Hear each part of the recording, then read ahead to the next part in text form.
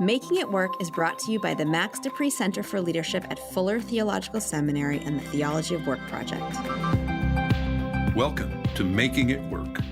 Through conversation, scripture, and stories, we invite God into work's biggest challenges so that you can live out your purpose in the workplace. I'm Mark Roberts. And I'm Leah Archibald. And this is Making It Work.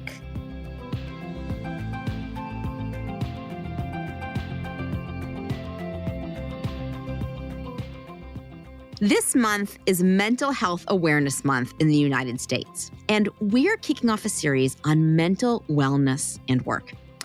We'd like to thank the H.E. Butt Foundation for supporting this series. You can find out more about their work by visiting congregationalcollective.org.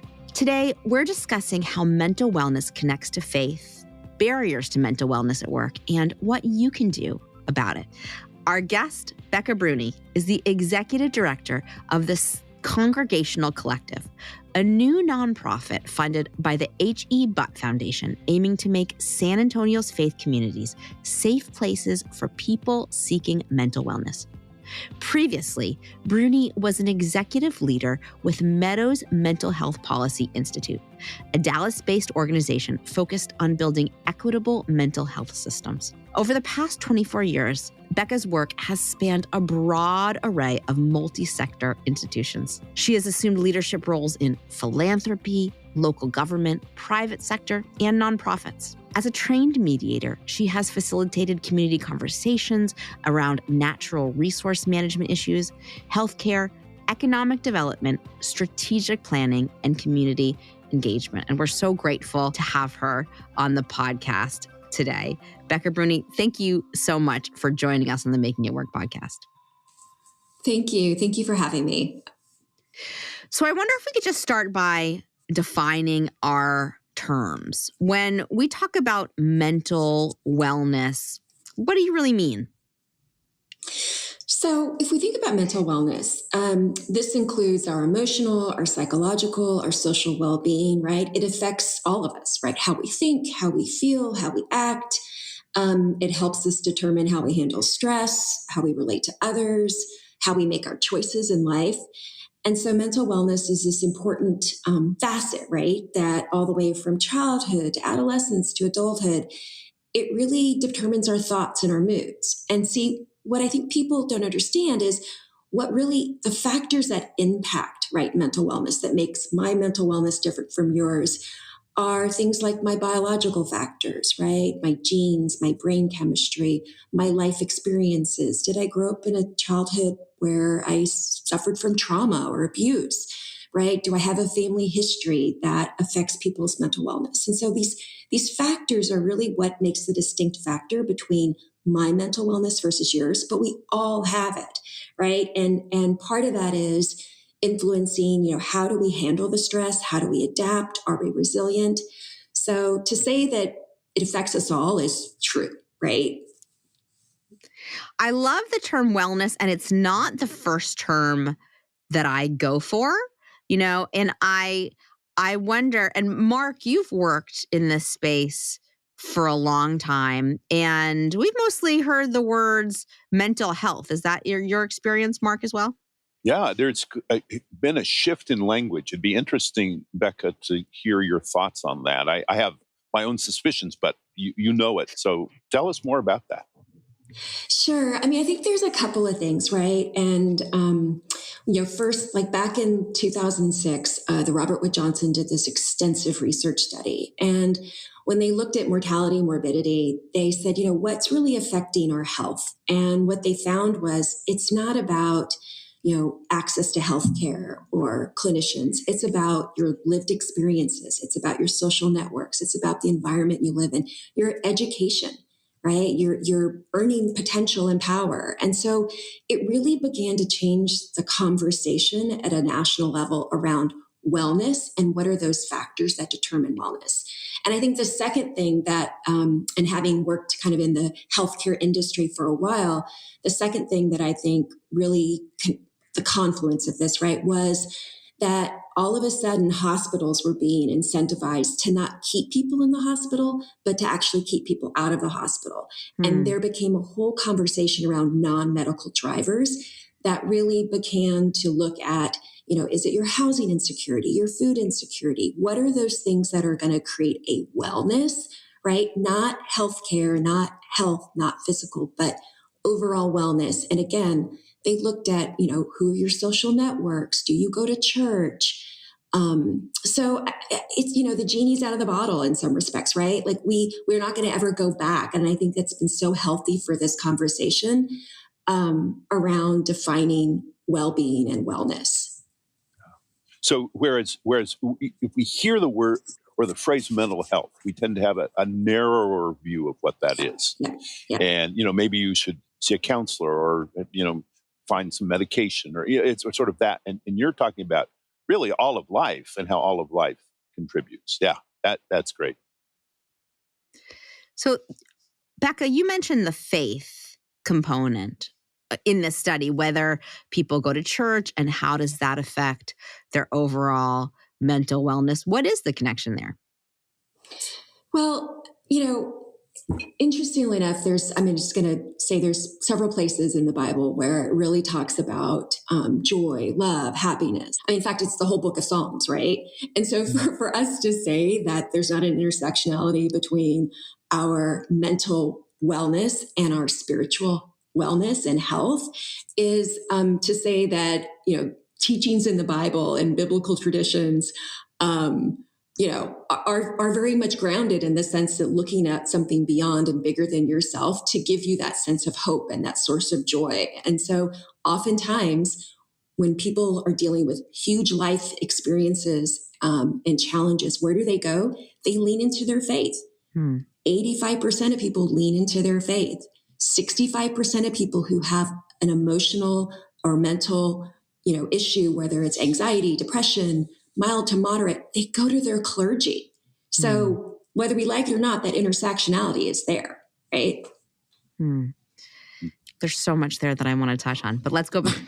Let's go back to the Bible. Let's talk about the Bible before we move on to bringing this back to the workplace. I am just so struck by your first mention of Psalms, which are this book of prayers in the Bible, which is really a very expressive book about mental wellness, both the joy sides of life and also many Psalms express a deep sadness, a deep anger, deep frustration, even anger at God.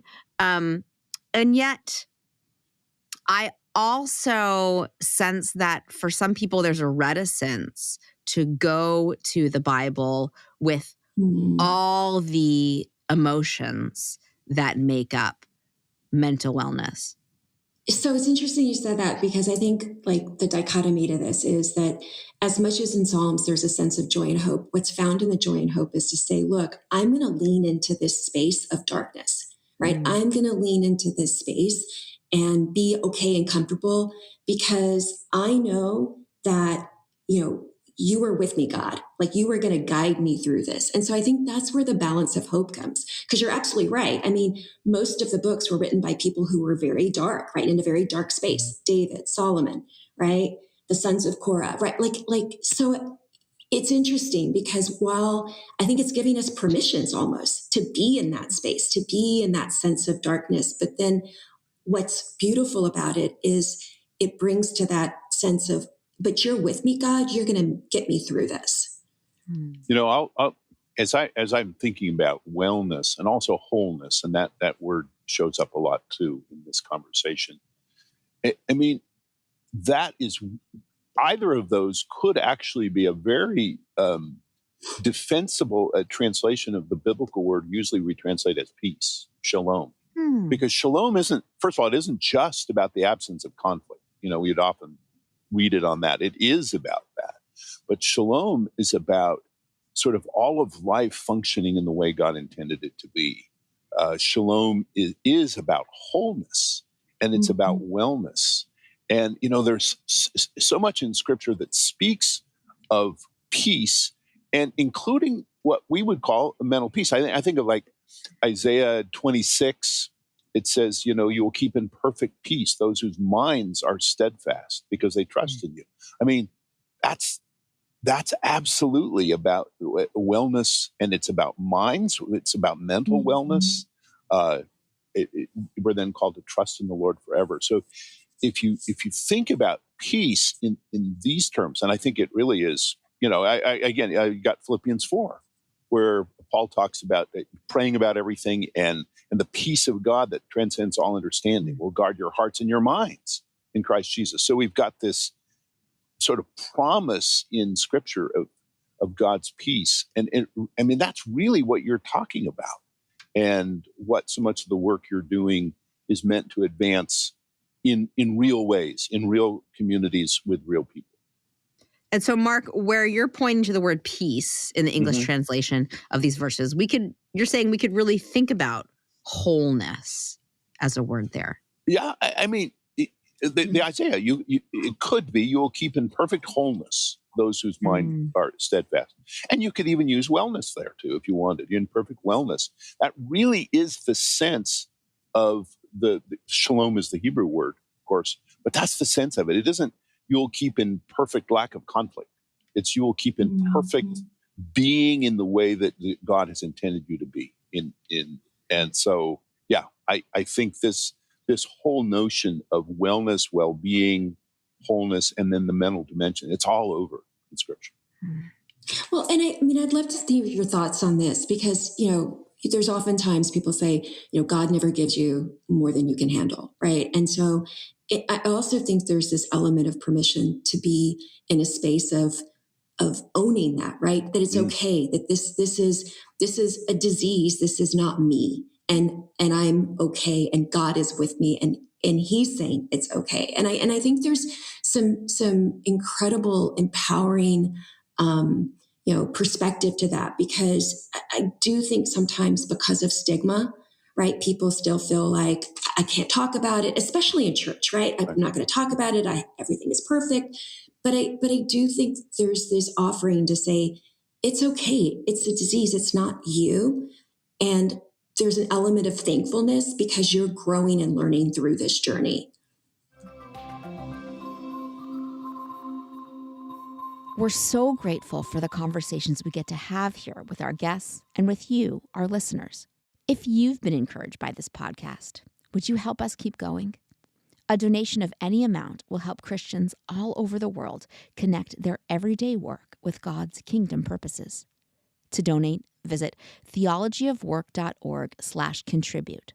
That's theologyofwork.org/contribute. Thank you for listening and for being a partner in what God is doing in the world. Now let's get back to the conversation.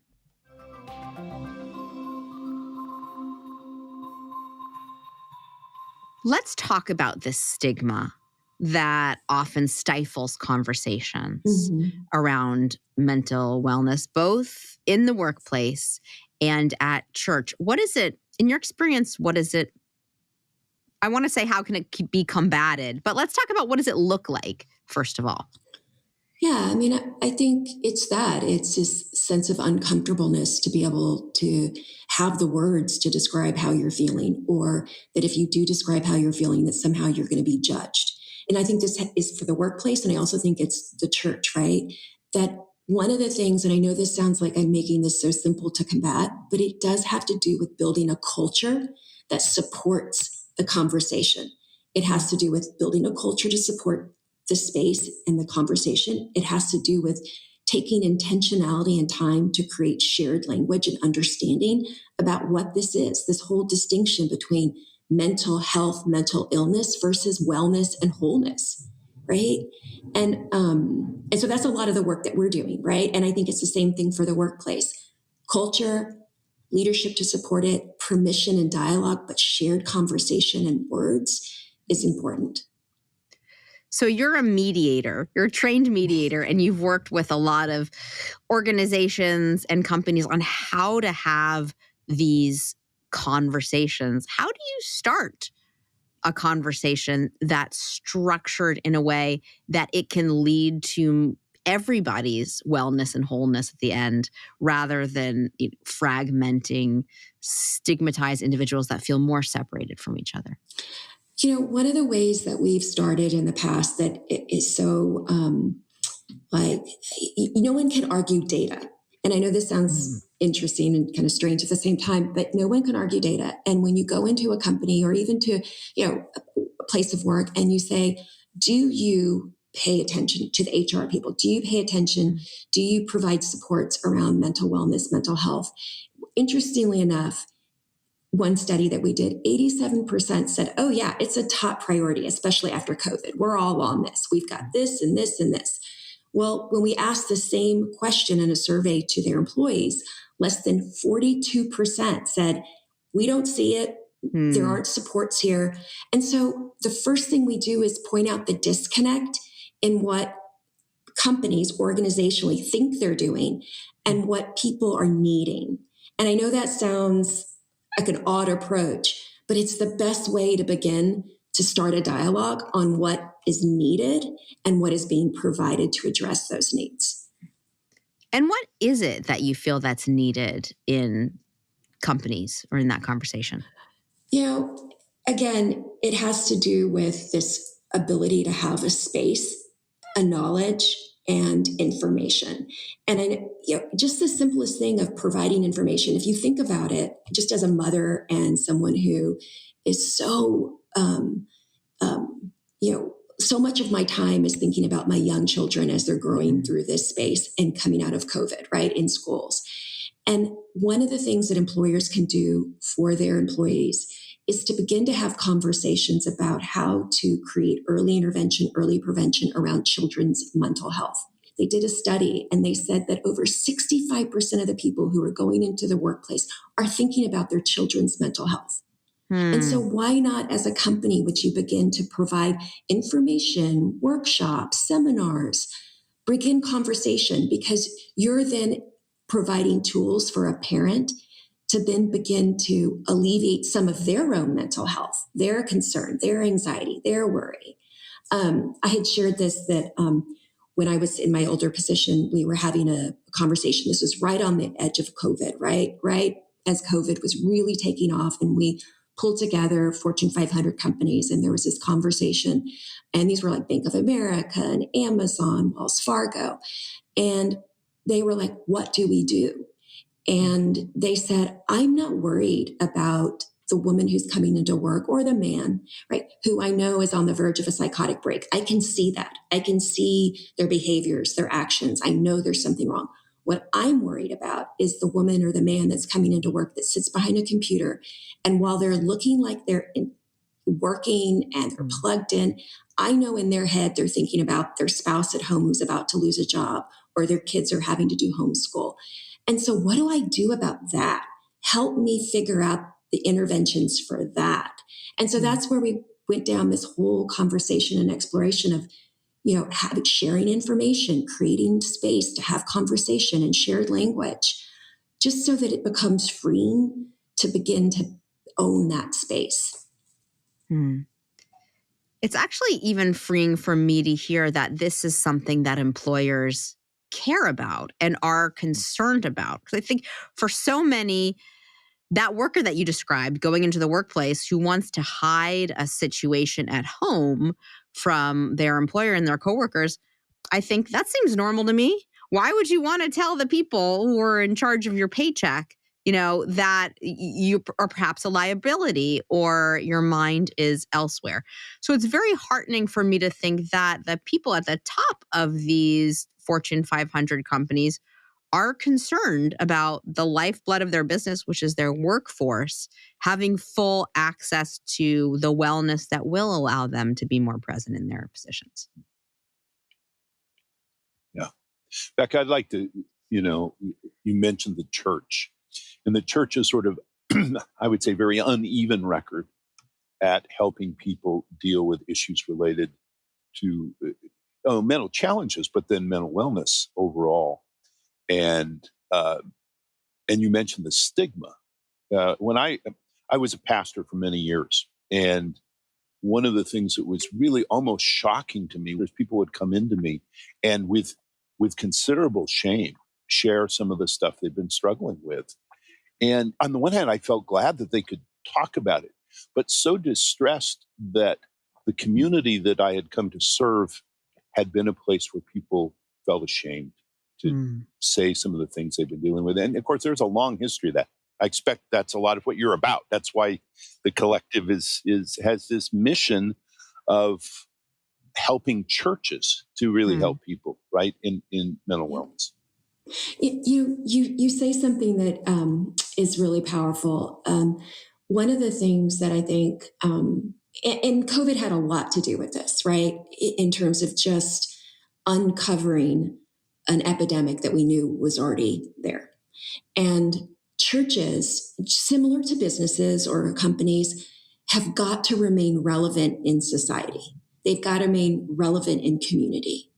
And so we don't have a choice at this point for the church or the workplace not to lean into this space, because this is being asked for, right, by their constituents, whether you're at church or whether you're an employer.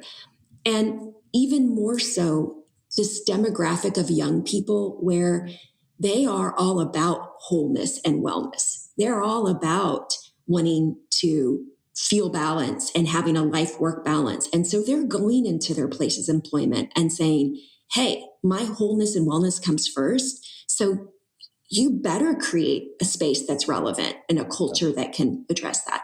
Same thing with the church. We're losing people. We need to get people back, right? And same thing. A church doesn't have a choice at this point. You're in this space.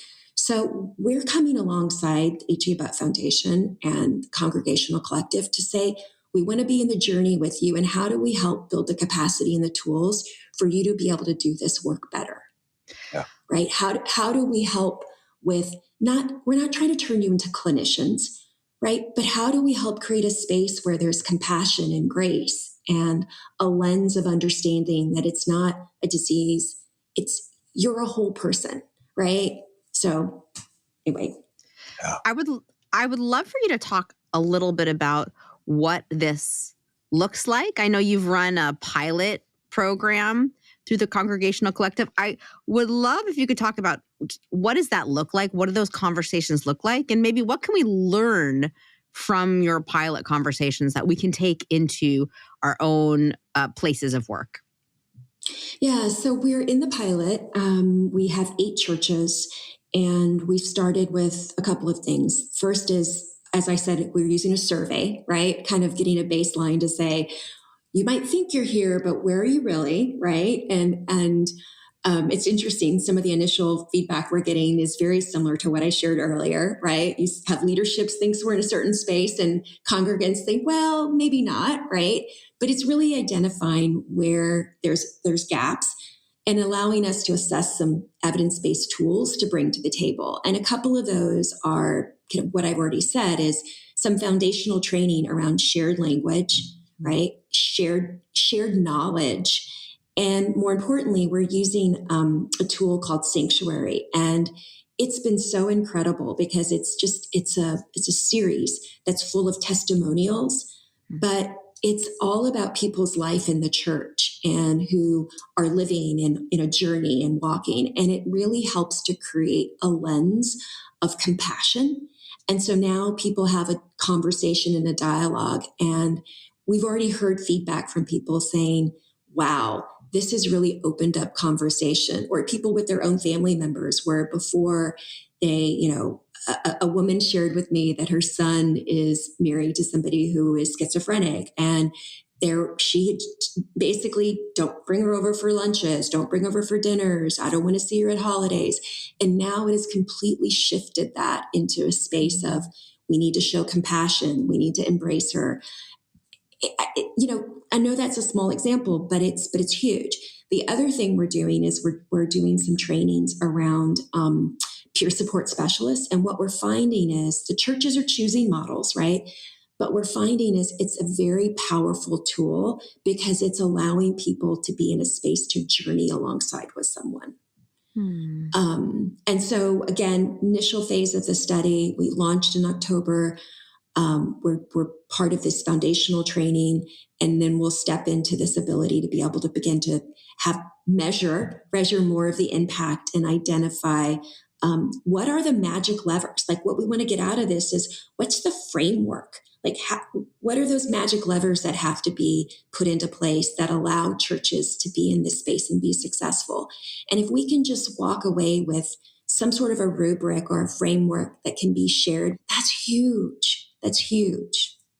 I was just going to say, I love what you're doing. And I expect there are probably quarters of the church that still resist this. But increasingly, I think, and especially as you mentioned the generations, the younger generation of church leaders and pastors would not, I think, be resistant to it, but just not equipped, as you say, not given the language, not knowing what to do, or feeling, insecure about that too. And so I'm really excited about what you're doing. I think too, the church has the opportunity with individuals, but then also through our influence on other organizations and businesses and all, to encourage not just attention to mental wellness when there are problems, but how do we create a more health-producing, life-producing, whole-producing environment? I got a most amazing example.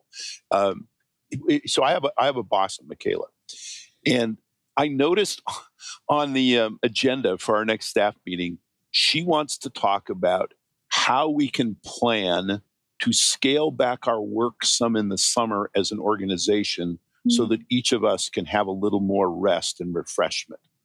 Now, I used to run the organization. I never thought about that. I just have to confess. I don't think I was a hard driver, but I think that's so right on.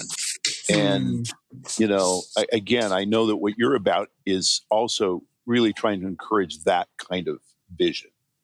Yeah. It's so funny that you said that, because there's a recent study that came out that talked about strategies around what workplaces can do. And one of the things that they said was empower your middle managers to be more lenient and flexible on work time and work schedules. That's exactly what they said. Oh. Well, so Michaela's a great example of the middle manager. And I would say that there's support for that. So it's exactly that kind of thing, that she has that freedom to work with us on how we can have, healthier, better lives. So, but it's a huge cultural shift, especially in the workplace, where we've been conditioned to believe that our worth is directly related to our productivity. That's what we're there for. We're there to work, to produce something. And so any moment that we're not producing something, there's this anxiety in the background. I'll only speak for myself. I have an anxiety in the background if I'm not, directly seeing results from the fruits of my labor, that, maybe I'm doing something wrong, and heaven forbid I share that information with anyone else. But, we came into this conversation, Becca, with you saying we really need to shift the language that we use around mental wellness to talk about how we integrate our makeup into all the activities of our lives. And it seems to me that the workplace, where we spend so many hours of our lives, needs to be a place that also prioritizes rest. You mentioned the word sanctuary. Even not. We don't have to say rest. We don't have to say something opposite from productivity, but the different factors that go into productivity, which include feeling supported in other avenues of life and emotions and expression. Yeah. I don't know if you kind of would track the trend of the number of employers that begin to offer reduced fees for gym memberships, or they carved out where they could, carved out rooms within their places of employment, like mini gym, right? Or now a lot of places have a meditation room, right? So literally it looks like a living room. A lot of them are, warm colors. You've got pictures, you've got a table, a coffee table, and encouraging employees to go into this meditation room. It's to your point, they seem subtle, but they're huge, huge indicators, right? That their words in their mouth are, and their thoughts are aligned, right? Because you're now investing in me in very subtle ways, but those are cultural, right? They show a value, they show a warmth, they show a caring. Yeah. There seems to be a greater awareness of how things like rest and even play can be helpful, even in terms of productivity. I mean, Leah, you mentioned that, this concern for, how much we're able to produce. But, it's like about twice a year now, a Harvard Business Review will have some article called, one was why young professionals should prioritize rest over work. It was just one. And they other things like that, the benefit of vacation and part of their argument is that companies that do this will actually do better. So it isn't only care for the individuals. A company needs to watch its well-being, its own well-being and its bottom line.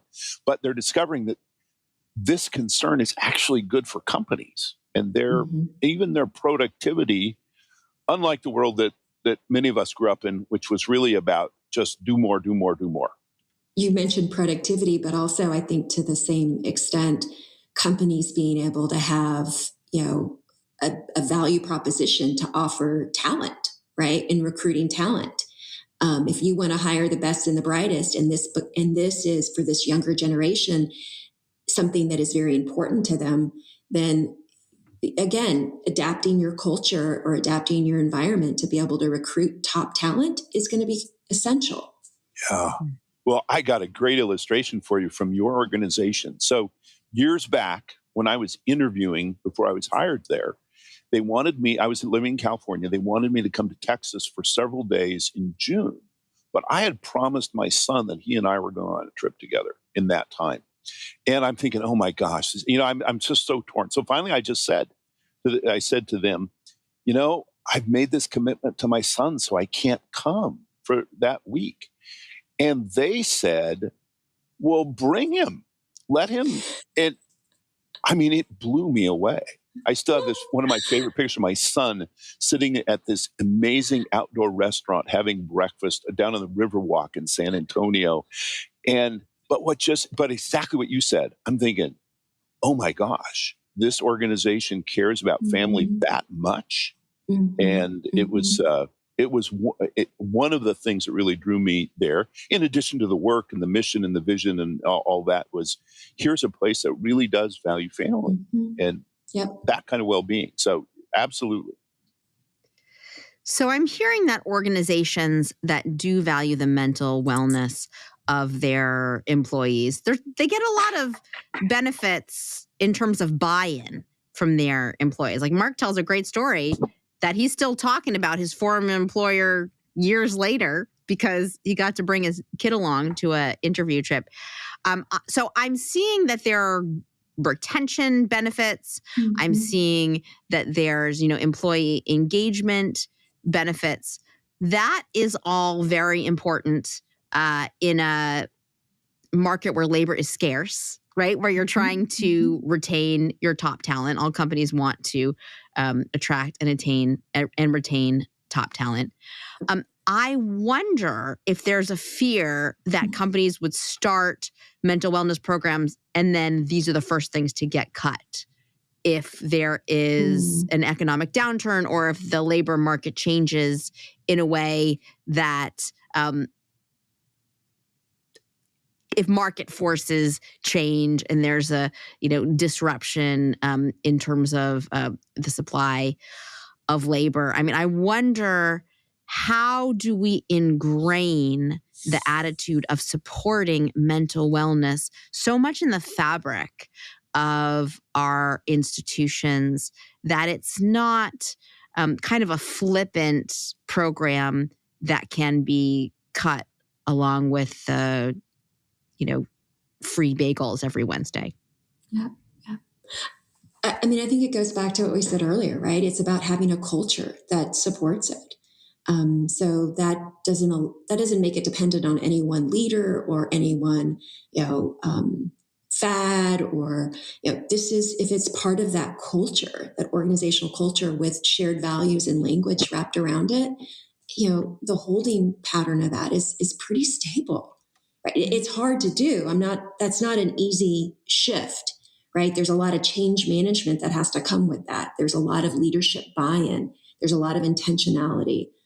And it doesn't necessarily mean that a lot of money has to be thrown to it, right? This is about, language, knowledge, relationships. But I know it's not easy, but I do think embedding it in culture is what's going to make it sustainable. And may it start with us, that if Christians as a group are used to talking about the peace of God, the shalom, as Mark mentioned, that could also be translated as wholeness.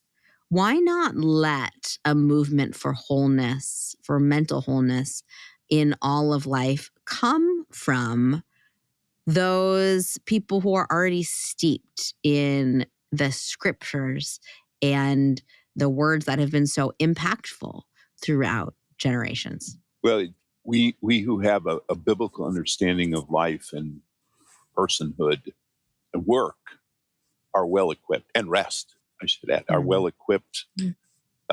If we feel the freedom, and this isn't about bringing our religion into our workplaces so much as it is treating people in light of those deep convictions. And one of those convictions is that every human being is created in God's own image and ought to be considered in that and treated that way in the context of the workplace, whether it's a workplace that has some sort of obvious faith like a church or whether it has none, but still. So that's, what you said makes a lot of sense. I can't say this enough. It's that lens of compassion. And I think it's also reminding ourselves and each other to lean into that lens, right? Whether it's in the workplace or whether it's at church or whether it's in our community or whether it's at home. And that's one of the things that we're, as part of this pilot, really focused on is some of the series, the learning curriculum that I think could be adapted in the workplace. I mean, easily, but I'm seeing just small nuggets thus far that just that reframing and that re-envisioning, right, of what it is to act out on your faith has been so powerful. Becca Brune, thank you so much for your work, and thank you for talking to us on the podcast today. Great to be with you, Becca. Thank you. It was a pleasure. Thank you so much. That's our show. Don't miss the next episode. Be sure to subscribe. And if you like what you've heard, please leave a review. We'd love to hear from you, and it helps other people find us. Thanks for listening.